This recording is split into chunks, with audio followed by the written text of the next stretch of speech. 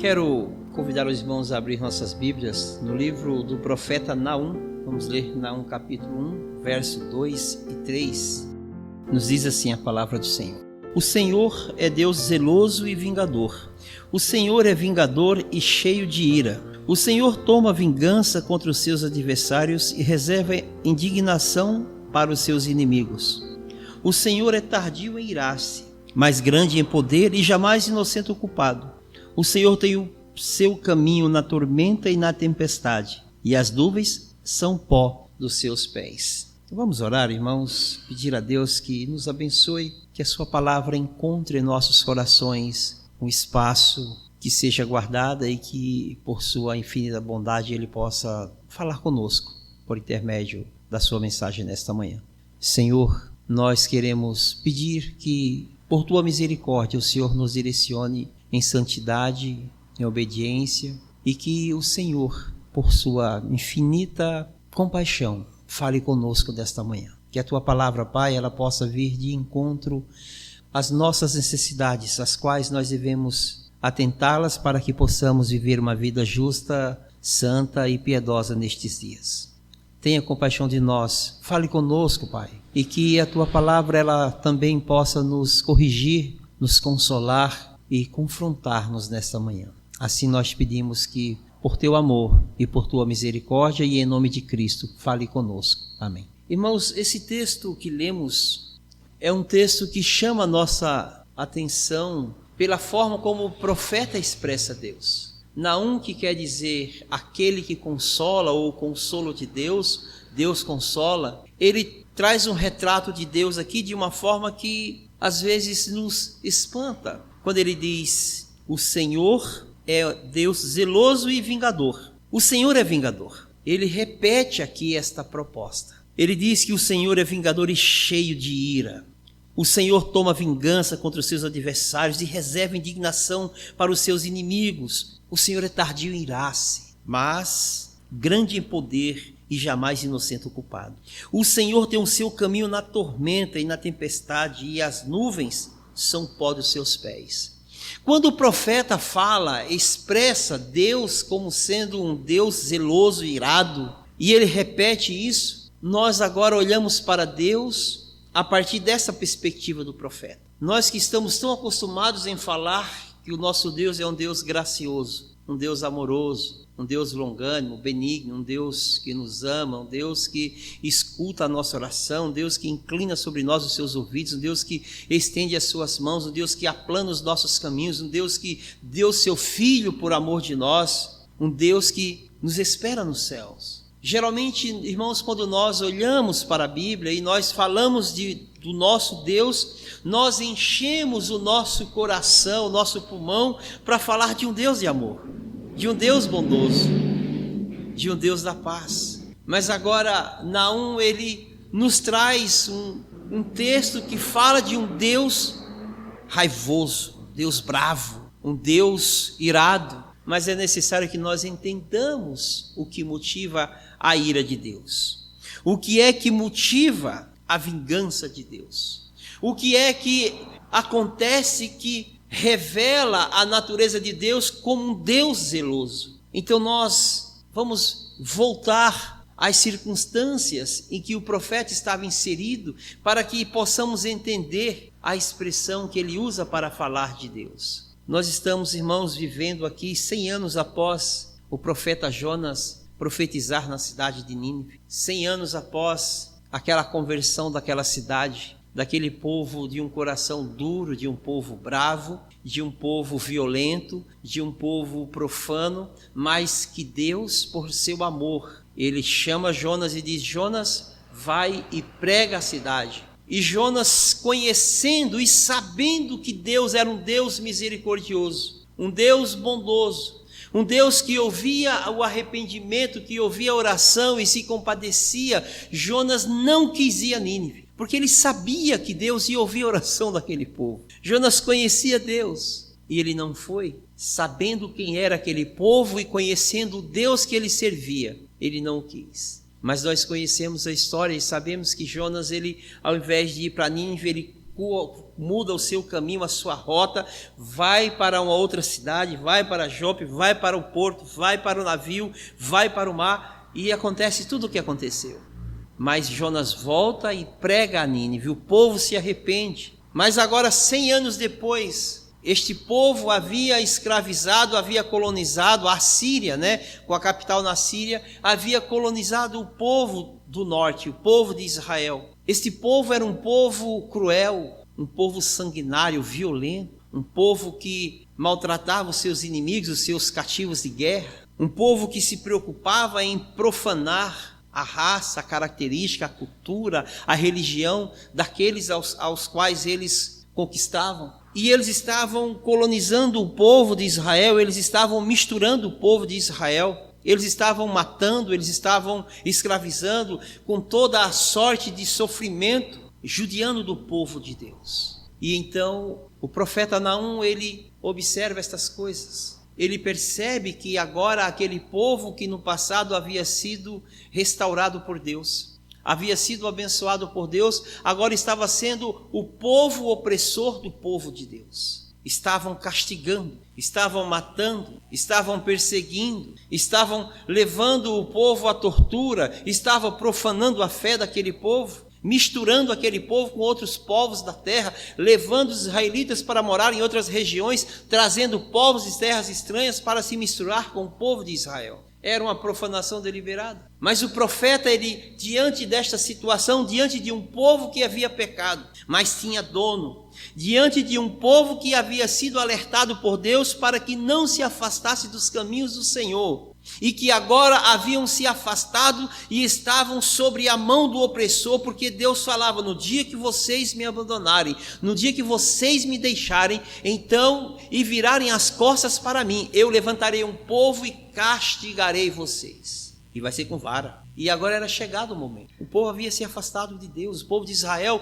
não queria saber de Deus. E então Deus levanta os assírios para castigar este povo, para açoitar este povo. Mas agora Deus se voltava para este povo, porque o profeta diz que, a primeira coisa que o profeta diz é que Deus é um Deus, o Senhor é Deus zeloso. E a palavra zelo quer dizer aquele que cuida. O profeta está se referindo aqui à santidade de Deus quanto às suas promessas, quanto à sua decisão. Nós voltamos lá no livro do Êxodo e encontramos Deus falando assim: eu sou um Deus zeloso, que guardo, que preservo os meus mandamentos e faço-os cumprir, faço cumprir as minhas promessas. Deus, quando Deus se revela como um Deus zeloso, Ele está se revelando como um Deus imutável, um Deus que faz cumprir os seus planos, os seus projetos, as suas determinações, as suas profecias. Nada daquilo que Deus falou ia ser esquecido. Deus tem um compromisso com a sua palavra. Então aqui o Naum diz: Ele é um Deus zeloso, é um Deus que zela por suas promessas. Irmãos, aquilo que Deus tem prometido ao seu povo, aquilo que Deus tem falado ao seu povo, Ele faz cumprir. E Deus tinha bênçãos para o seu povo. Deus tinha bênçãos de restauração para o seu povo, bênçãos de consolo, promessas de que livraria aquele povo, de que cuidaria daquele povo, porque Deus fala: este povo é meu. Então o profeta diz: Deus é um Deus zeloso. Veja que a preocupação do profeta é de mostrar que acima de qualquer coisa, Deus, ele faz cumprir as suas promessas.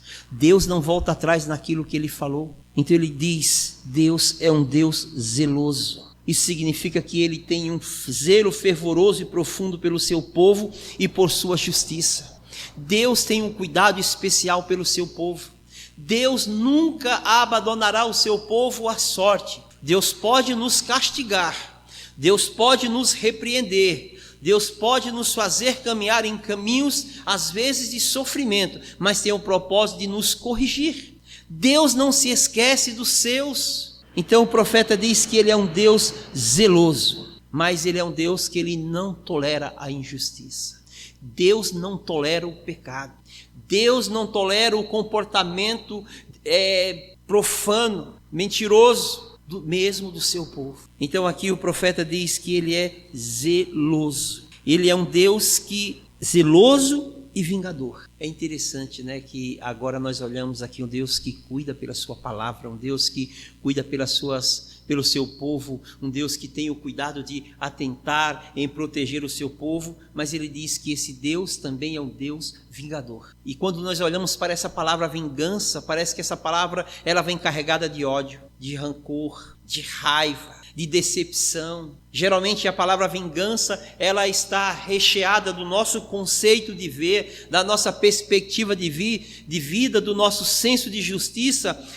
Vingança é uma palavra que está recheada de raiva, de ataques, de desprezo, mas não quando o profeta se refere a Deus. O profeta está se referindo aqui a Deus a uma ira santa, a ira de Deus que é diferente do conceito de ira que nós temos. Então ele diz que Deus, ele é zeloso e vingador. Vingança é um sentimento que desperta ira, que desperta, né, raiva, mas aqui a vingança ao qual o profeta se refere é uma resposta de Deus, é uma ação de Deus como resposta do seu cuidado para com o seu povo. A vingança aqui que ele está falando é uma resposta de Deus, é uma ação de Deus em resposta e em consequência ao seu amor para com o seu povo, para fazer cumprir os seus decretos, a sua vontade e a sua força contra todos aqueles que se levantam contra o seu povo. Um Deus zeloso que guarda a promessa, um Deus vingador que se vinga, que faz cumprir a sua ira, que faz cumprir as suas consequências contra todos aqueles que o desobedecem e que anda contra os intentos do seu coração. Nós poderíamos aqui olhar para um homem chamado Saul, um homem que estava dentro de um plano e um projeto de Deus, de cuidar do povo de Deus, de fazer com que o povo de Deus caminhasse na presença de Deus, que fizesse com que o povo de Deus se destacasse na terra como sendo uma nação de Deus, um povo escolhido por Deus e que pudesse testemunhar deste amor, desta proteção, dessa filiação, desta escolha. Saul foi chamado, escolhido pelo povo e por Deus com este propósito, de fazer com que o povo de Deus caminhasse rumo aos projetos de Deus, às leis de Deus e observação aos seus mandamentos. Mas Saul, ele começa a falhar nesta caminhada. Ele começa a se afastar o seu coração de Deus e aproximar do seu coração os desejos pela glória, pelo poder, pela soberba. E isso faz com que Deus o reprove, faz com que Deus deteste as suas ações. Mas havia sido Deus que o havia escolhido. Por que Deus não passou a mão em Saul? Por que Deus não permitiu que Saul continuasse como o rei em Israel? Irmãos, Deus, ele é zeloso com o seu projeto, com seus estatutos, com as suas promessas que ele nos fez. Deus não muda. Quando Saul começa a pecar, começa a se afastar da lei do Senhor, oferece sacrifício e chega o momento de consultar uma feiticeira, ele agora estava provocando a vingança de Deus. Porque o zelo de Deus já não permitia mais que houvesse uma comunicação, um diálogo mais entre ele e Saul. Porque os pecados de Saul, a soberba de Saul, as cobiças de Saul, o seu coração o havia afastado de Deus, já não havia mais agora um relacionamento. Saul estava desobedecendo a vontade de Deus, agora ele era passivo da vingança de Deus. E Deus então faz com que o inimigo se levante. E nós sabemos o trágico fim da vida de Saul. Deus ele é zeloso para com a sua palavra, com as suas profecias. Deus não muda e ele se vinga de todo aquele que tenta mudar os seus projetos. Aqueles que agem diferente, aqueles que têm um comportamento alheio à sua vontade e passa a perseguir o seu povo. E passa a querer fazer com que o povo de Deus comece a caminhar em um caminho diferente. Aí Deus fala assim, o profeta fala assim, ele se vinga, ele é zeloso e vingativo. Deus não permite que o seu povo seja conduzido pelos caminhos da morte. Então, Naum diz que ele é um Deus vingador e cheio de ira. Cheio de ira, irmãos, porque os assírios queriam fazer com que o povo cada vez mais se afastasse da sua fé, do seu relacionamento com Deus, da sua comunhão, da sua dependência. E Deus observa isso como uma profanação a si próprio, mesmo sendo um povo digno de sofrimento, mesmo sendo um povo pecador, mas Deus não abandona aquele povo. Hoje de manhã eu conversava com as crianças ali, com os adolescentes, e falávamos que às vezes nós falamos de Jesus para as pessoas e falamos apenas de um Jesus que nós experimentamos dia a dia, de um Jesus bom, de um Jesus que morreu na cruz por nós, de um Jesus que é o objeto do amor de Deus, de um Jesus que promete estar conosco todos os dias, de um Jesus que diz que voltou para o céu para preparar um lugar para nós, de um Jesus que está nos céus assentado à direita do Pai, intercedendo por nós. Às vezes nós pregamos para as pessoas e falamos somente esta parte amorosa, bondosa e misericordiosa de Jesus. E mesmo assim as pessoas não querem. Mesmo assim as pessoas dão as costas. E eu falei, nós também temos que falar de um Deus irado, de um Deus zeloso, de um Deus vingativo, de um Deus santo, de um Deus que não baixa a guarda, de um Deus que ama, mas um Deus que faz prevalecer a sua justiça, de um Deus que não permite escárnio, que não permite mentira, que não permite traição, um Deus justo. Irmãos, nós temos que começar a olhar mais para este Deus. Às vezes tem pessoas que andam na igreja 10 anos, 20 anos, 30 e não conhecem o Deus da Bíblia, o Deus zeloso, o Deus vingativo, o Deus que é o dono da ira. Às vezes nós temos que olhar para este Deus para saber quem Ele é. Na sexta-feira eu estava ouvindo a mensagem do Billy Graham e na mensagem ele dizia assim: quem é Jesus? E ele vai descrevendo ali na sua forma de pregar, na sua maneira de ser missionária, evangelística. E ele vai falando de Jesus, mas ele vai falando de um Jesus que é o Filho de Deus. Ele vai falando de um Jesus que morreu na cruz, mas ele vai falando de um Jesus que é o Rei dos Reis e Senhor dos Senhores, que tem todo o poder em suas mãos, de um Jesus que não se deixa escarnecer. E aí a gente começa a perceber que por mais que a gente fala que Jesus é amor, que Deus é amor, muitas vezes nós nos esquecemos de falar que o nosso Deus é um Deus de juízo, é um Deus que não baixa a guarda. Então nós temos que entender que Deus tem um caráter justo, um caráter santo, e Ele zela por isso. Deus não muda. O povo que perseguia os israelitas agora seriam castigados, porque assim foram. A gente pode pegar desde o Éden, quando a serpente ela fez com que Adão e Eva pecassem, e a ela foi imputada uma sentença vergonhosa, humilhante, que rastejaria sobre o seu ventre todos os dias da sua vida, porque fez com que o povo de Deus caísse. Foi-lhe imputado um castigo por todos os dias da sua vida. Quando nós olhamos para o Egito, quando Abraão ele desce com Sara para o Egito para escapar da fome, e Sara fica na casa de Faraó, ali vem um grande castigo naquela casa, porque Deus zelava pela vida de Sara. Se nós olharmos para o Egito nos dias de Moisés, Deus destrói a economia, a cultura, a religião, o orgulho e a descendência do Egito através quando ele mata os primogênitos. Deus castiga o Egito com furor e com ira, porque foi um povo que oprimiu o seu povo, que perseguiu o seu povo. Nós podemos olhar nos dias dos juízes, irmãos, como o povo que castigava o povo de Deus era exterminado sobre a face da terra. Eu quero que você entenda que Deus não deixa as suas promessas cair por terra. Eu quero que você olhe para esse Deus que é um Deus bom, mas que é um Deus vingativo, que é um Deus que se manifesta em poder, em ira, em castigo sobre todos aqueles que se opõem ao seu povo.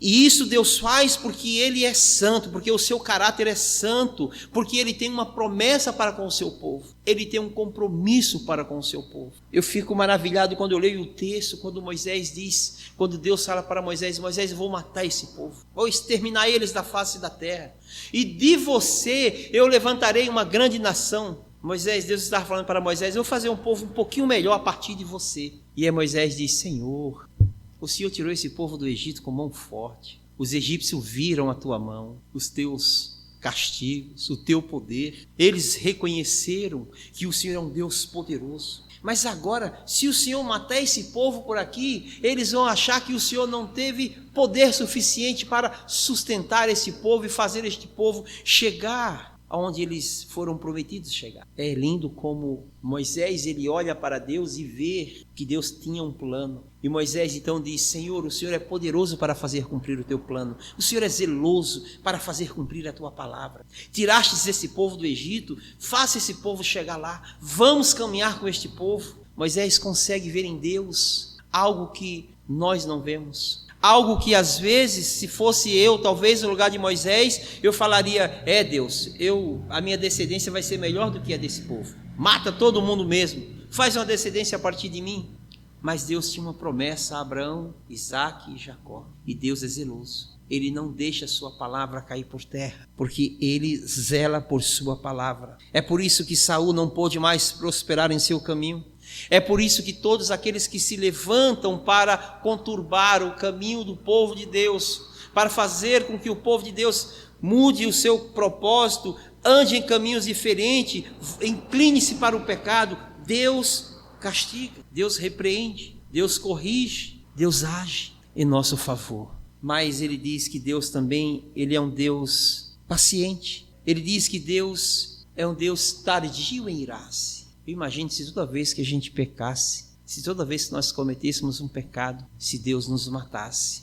Talvez não tinha mais ninguém na terra, ou poucas pessoas, não sei, ou muitas pessoas. Mas é interessante que alguém dotado de poder, alguém que é o Criador dos céus e da terra, alguém que tem promessas de que nós temos que viver em santidade, temos que ser santo porque Ele é santo, de alguém que exige de nós um padrão de santidade como Ele nos olha e nós pecamos contra Ele, nós o abandonamos, nós damos as costas para Ele, nós profanamos o seu nome, nós traímos a fé, nós desobedecemos os seus estatutos, mas Ele não nos mata. Pelo contrário, o profeta diz que Ele é tardio em irar-se. Ou seja, o profeta está falando que Deus, ele age no tempo dele. Assim como Ele é um Deus zeloso, mas Ele é um Deus de amor, Ele é um Deus de paciência. Ontem eu falava ali na reunião de oração que Jesus, quando Ele vem à terra, quando Ele se encarna e quando Ele vive como homem, Ele experimentou algo diferente. Ele percebeu que nós somos falhos, que nós somos pecadores, que nós temos muitas deficiências. E isso fez com que Jesus nos amasse mais ainda. Isso fez com que Ele operasse milagres em nosso favor. Isso fez com que Ele, quando Ele viu aquele cego que gritava sem enxergar, sem saber onde ele estava, apenas gritava pelo desespero, querendo enxergar, e Jesus vai até aquele cego e cura aquele cego. O texto diz, lá no tanque de Betesda, alguém que estava sentado há muitos anos ali, que não tinha ninguém para ajudá-lo. Aí Jesus passa. Uma pessoa desconhecida, alguém que não tinha amigos para sequer socorrê-lo, um indigente, um anônimo. Jesus, sem ninguém falar para ele, mas ele percebeu no coração daquela pessoa a solidão, o desprezo, a necessidade de alguém, a dor da enfermidade. Jesus foi até aquele homem e restaurou a sua saúde. Irmãos, veja que os dias de Jesus aqui na terra revelou alguém que aprendeu a amar, a cuidar, a servir. E Jesus não precisava fazer isso por nós, mas Ele fez por amor. Esse é o Deus que nós servimos, um Deus que se preocupa conosco, um Deus que olha para nós, um Deus que mesmo quando erramos, mesmo quando as nossas falhas são exacerbadas, Ele é tardio em irar-se contra nós. No tempo oportuno e no tempo certo Ele nos corrige, porque Ele nos ama. O profeta diz também que Ele tem um poder grande demais, e que Ele jamais, mesmo sendo um Deus poderoso, um Deus zeloso, um Deus vingativo, um Deus que possui a ira, Ele nunca vai culpar o inocente. E é isso que nos consola. Quando olhamos para esse Deus cheio de poder, majestoso, Criador dos céus e da terra, santo, que nos determina várias regras, estatutos, leis, para que nós possamos vivê-los, obedecê-los. Um Deus que vinga-se, um Deus que é irado quando é necessário, porque a ira pertence a Ele, mas é um Deus tardio em nos corrigir, em nos punir. Tardio no seu tempo, não que Ele chegue atrasado, mas tardio na ideia aqui de paciência, mas também, mesmo sendo grande em poder, jamais Ele culpará o inocente. Imagino aqui a paciência de Deus, a sua bondade. misturado com todo este sentimento de poder, e isto o torna impossível de condenar o inocente, de castigar o inocente. Irmãos, nós precisamos olhar mais para este Deus em poder, em majestade. Nós precisamos ter mais medo de Deus. Nós precisamos ter mais temor de Deus, porque Deus não se alegra na injustiça. Deus, ele não folga em ver o pecado, em ver as pessoas profanando o seu nome, a sua palavra. Deus não se alegra nisso. Nós precisamos olhar para Deus e saber quem Ele é, que Ele é um Deus justo, que Ele é zeloso e que Ele não permite que nós vivamos do jeito que nós queremos viver, por mais que Ele é bondoso, benigno, compassivo, mas Ele é um Deus vingativo. Chegará o momento em que Ele fará cumprir em nossas vidas ou na vida de todos aqueles que dão as costas para Ele o castigo, o sofrimento e a dor, porque assim foi com o povo de Nínive. Veja, Ele salvou este povo, Ele mandou um profeta para abençoar este povo teve a oportunidade de conhecer a sua palavra, de conhecer o seu poder, a sua misericórdia, mas esse povo se volta depois contra Ele, se volta contra o seu povo, castiga o seu povo. Se nós descorrermos aqui o resto do capítulo 1, 2, Deus diz que este povo não era digno mais nem de ter descendência, por causa do seu castigo, por causa do seu pecado, por terem dado as costas para Deus. Esse é o nosso Deus, um Deus tardio em irar-se, um Deus que não condena o inocente, mas é um Deus que o seu caminho é na tormenta e na tempestade, que Ele não baixa a guarda, que Ele é um Deus fiel e justo. Talvez você precise olhar um pouco mais para esse Deus. Talvez nós precisemos conhecer um pouco mais desse Deus vingativo, deste Deus zeloso, que não baixa a guarda. E que se nós acharmos que podemos caminhar em qualquer caminho, de qualquer forma, que podemos fazer um novo caminho para caminhar nele, então Ele pode manifestar contra nós a sua ira. E aí nós vamos falar, ai de nós, porque a ira de Deus tem se levantado contra nós. Vamos olhar mais para esse Deus, tendo cuidado de observá-lo como Deus zeloso, um Deus que detém todo o poder, e mesmo sendo tardio em irar-se, e que não julga, que não condena o inocente, mas Ele é zeloso por sua palavra. Deus é justo, irmãos. Por mais que nós dizemos em um mundo em injustiça, não existe sombra de variação em Deus. Deus nos tem dado tempo para nos arrependermos. Deus nos tem dado tempo para o conhecer. Deus nos tem dado tempo para que possamos viver uma vida justa, piedosa e santa. Lembre-se, Deus, Ele é amoroso, mas Ele é justo. Deus é compassivo, mas Ele é um Deus zeloso. Deus é um Deus longânimo, mas a Ele pertence a ira. Deus é um Deus de amor e misericórdia, mas é um Deus que a Ele pertence a justiça. Vamos olhar mais para esse Deus e estarmos conscientes de que tudo que fazemos está diante dEle, mas tudo que fazemos não pode mudar a sua santidade. Ele é justo, fiel, e não há nele sombra de variação. Que Deus nos abençoe, irmãos. Nós temos que entender que o mesmo Deus que anda sobre a tempestade é aquele que nos chama para confiar na sua justiça, descansar na sua paciência e depender do seu poder. Mas para isso nós temos que nos submeter à sua vontade e à sua santa palavra. Que Deus nos abençoe.